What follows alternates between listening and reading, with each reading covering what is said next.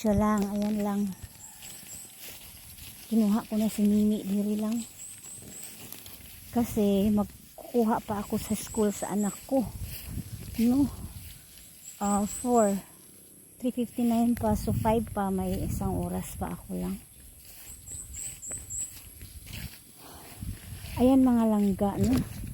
Yung mag-aasawa ka talaga, madali lang talaga yan kapag in love kayo sa isa't isa. Hindi yan madali kung isa lang talaga ang in love. Kasi yung in love, yun ang masasaktan, yun ang makukulang, yun ang makaramdam ng not equal, hindi equal, mga ganun ba, mga langga ba na yun ang makakaramdam ng masasakit na emotion. Pero ang hindi masasaktan yung hindi in love, kasi walang pake yan eh. Makapag making love lang yan, tapos wala na, gagamitin ka lang sa kama niyan, tapos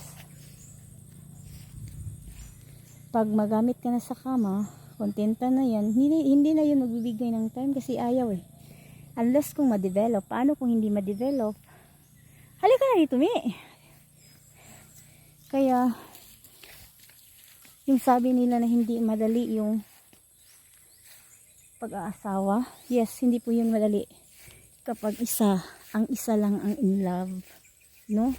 Kasi alam mo, kapag in love kayo both, kahit anong pagsubok, karamay kayong dalawa eh. Kayong dalawa ang nagdadamayan.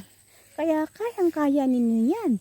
Kung ano man yung mga problemang darating sa inyong buhay.